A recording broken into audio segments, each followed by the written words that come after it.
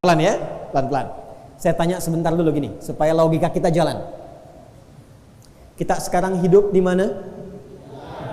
Di dunia. Nanti meninggal tidak? Kita tinggalkan gak ini? Karena itu diumumkannya meninggal dunia kan ya? Telah meninggal dunia. Pertanyaan saya, kalau meninggal dunia, meninggalkan dunia, perginya kemana? Perginya kemana? Tahu dari mana? Pernah ke situ? Kan baru informasi yang kita dapatkan kan? Kemudian kita mengantarkan kan? Beruntung bersyukurnya kita dalam Islam tuh komplit semua. Anda nggak akan pernah temukan di dalam Islam kecuali petunjuk yang menjelaskan semua aktivitas kita dengan detail. Nggak ada satupun kegiatan kecuali petunjuknya ada di Quran dengan hadis. Bangun tidur ada petunjuknya, makan ada petunjuknya, berpakaian ada petunjuknya. Sampai kita pindah alam pun cara pindahnya, bagaimana sakaratul mautnya, yang tenang bagaimana, yang gelisah bagaimana, sampai pindah ke alam berikutnya ada keterangannya. Sekarang kita di sini dunia.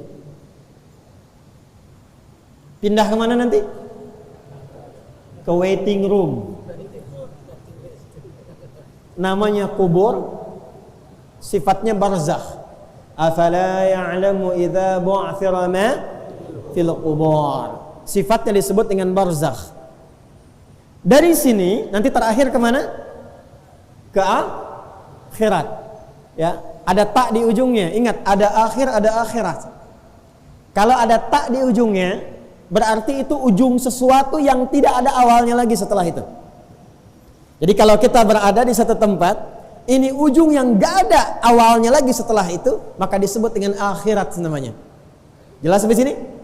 Baik. Jadi kalau sudah nyampe sini, kalau di sini kita bahagia, bahagia selamanya karena nggak ada lagi setelah itu alam. Tapi kalau di situ fakir, fakir selamanya. Waiting room, pemisah antara dunia dengan akhirat, disebut dengan kubur atau sifatnya disebut dengan barzakh. Sekarang apa yang mau saya sampaikan? Pelan-pelan. Kita sekarang ada di dunia, tepatnya di Al-Irsyad, kan? Di Masjid Al-Irsyad, di wilayah apa namanya ini? Ampel namanya. Baik. Yang dari Sidoarjo ada? Yang dari Malang ada? Ada. Yang dari luar Surabaya ada? Ada. Bahkan yang dari luar Indonesia ada? Ada. Boleh jadi yang terhubung banyak dari sini di Zoom, di YouTube, bukan hanya dari Indonesia. Mungkin dari Amerika, mungkin Saudi, mungkin Jepang dan sebagainya. Pertanyaan saya, semua masuk dunia atau tidak? Masuk. Perhatikan pelan-pelan, pelan-pelan. Anda dari Sidoarjo misalnya, datang ke Ampel ke sini. Kalau nggak ada bekal bisa datang nggak? Nggak bisa. Anda dari Ampel mau ke Jakarta, nggak ada bekal, bisa berangkat nggak? Tidak. Baik, toilet di Ampel dengan toilet di Kampung Rambutan sama nggak? Bayarnya sama nggak? Kalau dari Indonesia mau ke Malaysia, bekalnya sama nggak? Maaf. Uangnya bentuknya sama nggak? Beda. Kalau ke Amerika, sama nggak uangnya? Mata uangnya sama nggak? Antar dunia saja bekalnya sudah beda. Antar dunia. Sekarang Anda mau pindah, meninggalkan dunia, masa bekalnya sama? Paham nggak sampai sini? Kita mau sini pergi ke Malaysia, bawa rupiah dipakai transaksi, bisa nggak? Pergi ke Amerika, ke Kanada, ke Eropa, ke Swiss, bawa rupiah dipakai transaksi, bisa nggak? Tukar dulu ke mata uang setempat, baru digunakan. Artinya bekalnya udah beda. Anda mau ke Singapura pakai hukum Surabaya, bisa nggak? Nggak bisa. Sekarang Anda meninggalkan dunia, inter dunia saja, antar dunia bekalnya sudah beda.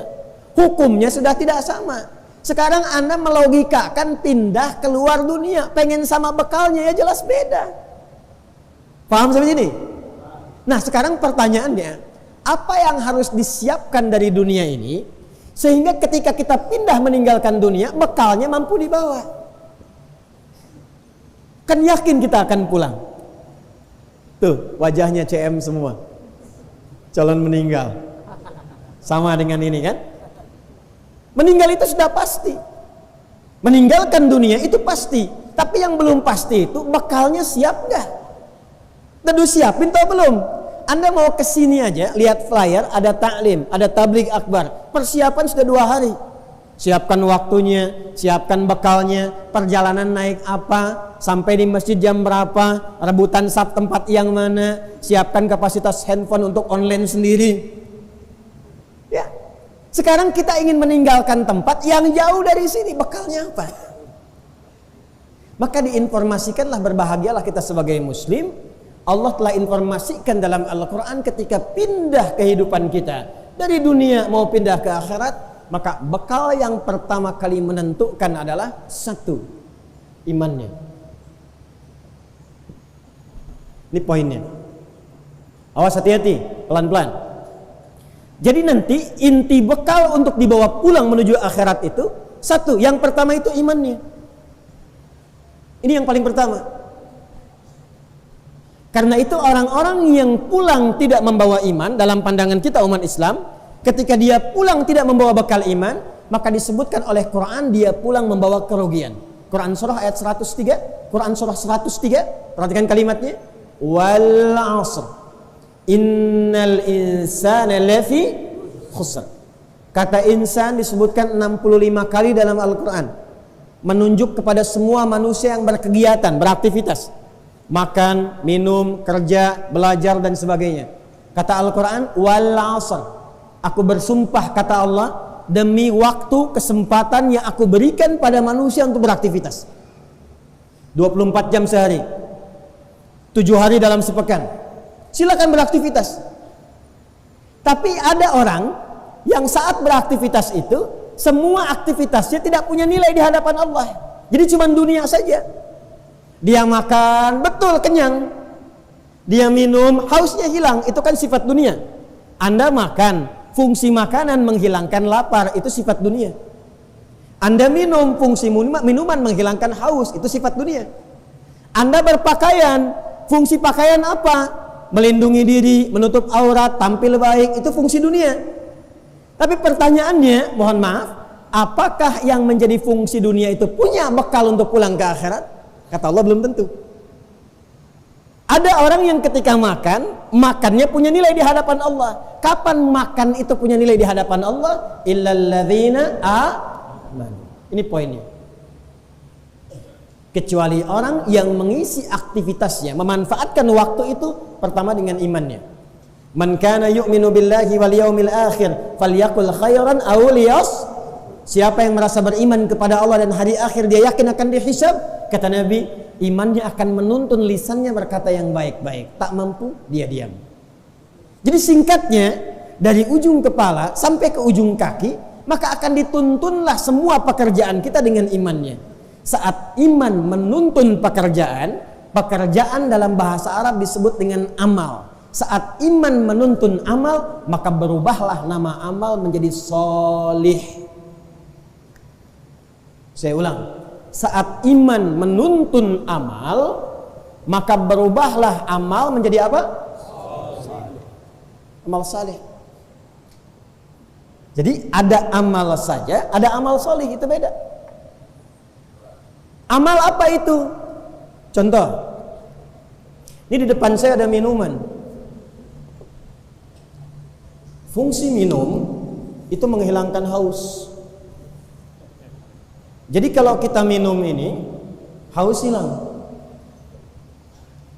Minum itu bagian dari pekerjaan, amal. Kalau cuma minum saja, maka ini hanya jadi amal saja, tidak ada solehnya. Maka kalau kita minum pakai iman, maka dituntunlah kemudian tangan kita, mulut kita, keadaan kita untuk berinteraksi dengan minuman ini sesuai dengan tuntunan iman. Bagaimana caranya? Kita lihat petunjuk Nabi. Maka Nabi menuntun kita, iman kita digerakkan. Kata Nabi, idza quddima ta'amu, jika makanan dihidangkan atau minuman di dalamnya, khudh bi yaminika ma yalik, ambil dengan tangan kananmu yang paling dekat denganmu. Thumma sammillah au qul bismillahirrahmanirrahim au qul bismillah dalam satu riwayat lain. Kemudian sebelum minum, sebelum makan, ucapkan bismillahirrahmanirrahim, atau paling sedikit bismillah. Contoh, ambil dengan tangan kanan, Bismillahirrahmanirrahim. Alhamdulillah. Hausnya hilang. Mau air bening, mau susu, mau teh, mau kopi, hilang.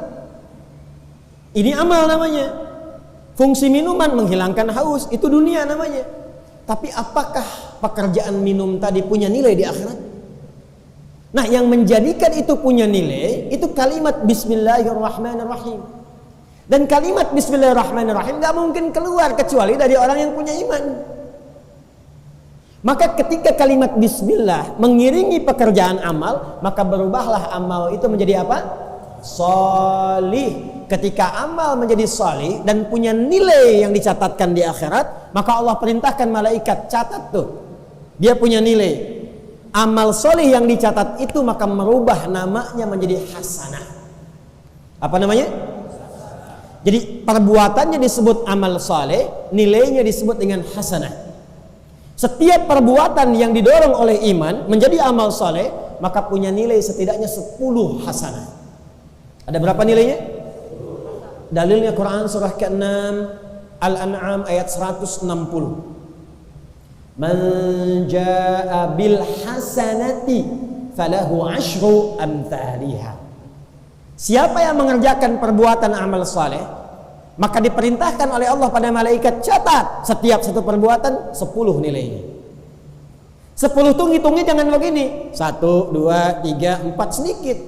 Di hadis Muslim disebutkan jarak 1 ke 2 500 tahun, 2 ke 3 500 tahun, 3 ke 4 500 tahun. Antum baru datang ke masjid, belum ngapa-ngapain, tapi niatnya untuk ibadah, baru datang dapat 25 kebaikan.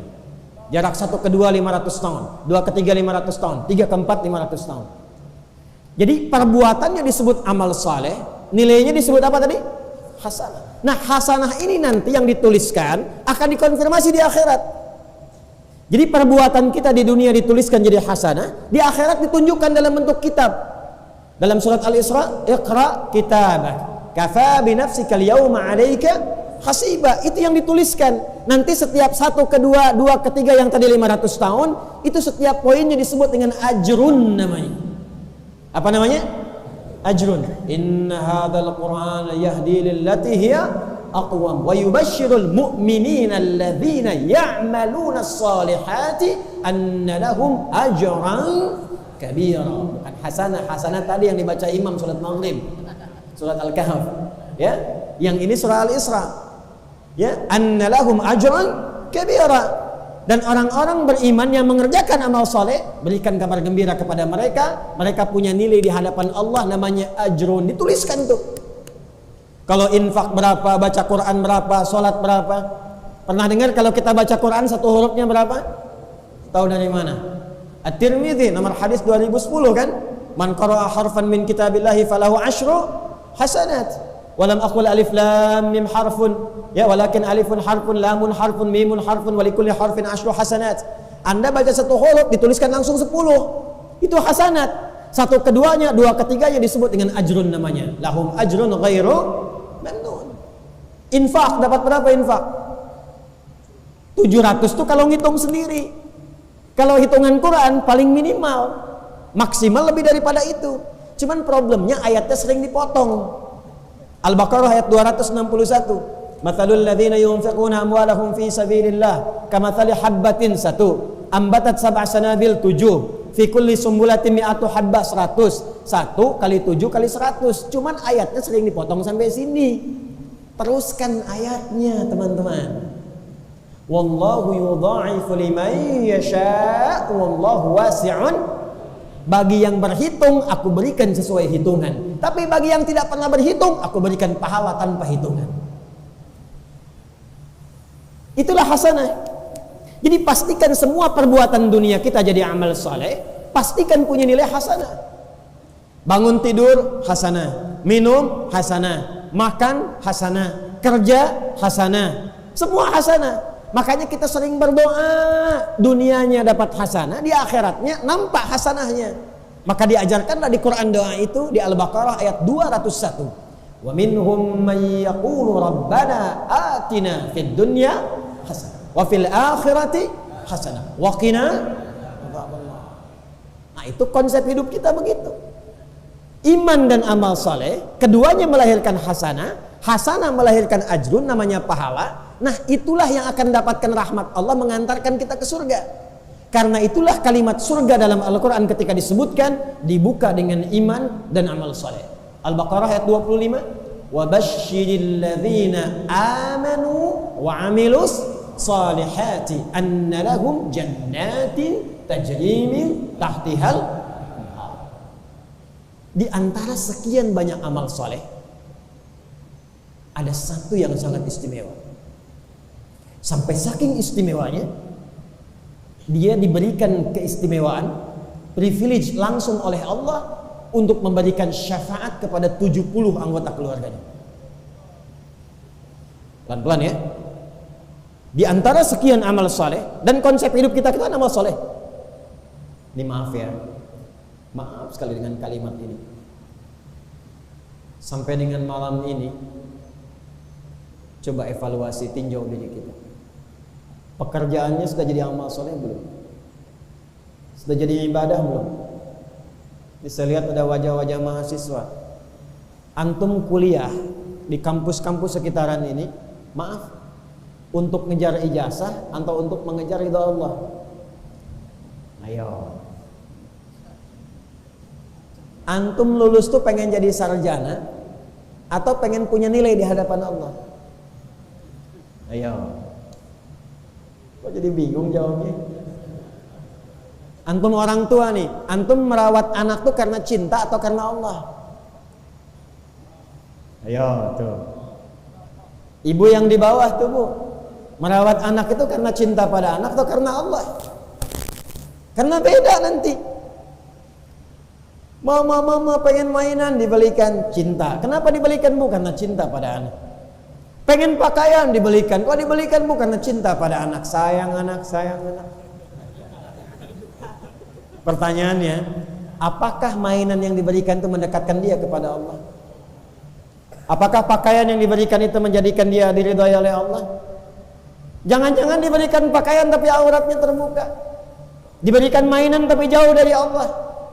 Katanya karena Allah, tapi disekolahkan di tempat yang tidak mengenal Allah. Sholat tidak mampu, baca Quran susah. Maka apa yang Anda lakukan dengan investasi Anda selama ini? Bekerja letih siang malam, harta banyak. Khawatirnya Anda meninggal bahkan tak mampu menyolatkan Anda. Ini pernah kejadian di satu tempat di Indonesia, saya nggak mau sebutkan tempatnya di mana. Bapaknya meninggal, anaknya nyewa orang untuk menyolatkan. Karena tak mampu menyolatkan. Maka apa fungsi harta yang selama ini dikumpulkan? Apa fungsi kemewahan yang selama ini dihadirkan kalau di ujung hayat tak mampu memberikan kebahagiaan sampai ke akhir?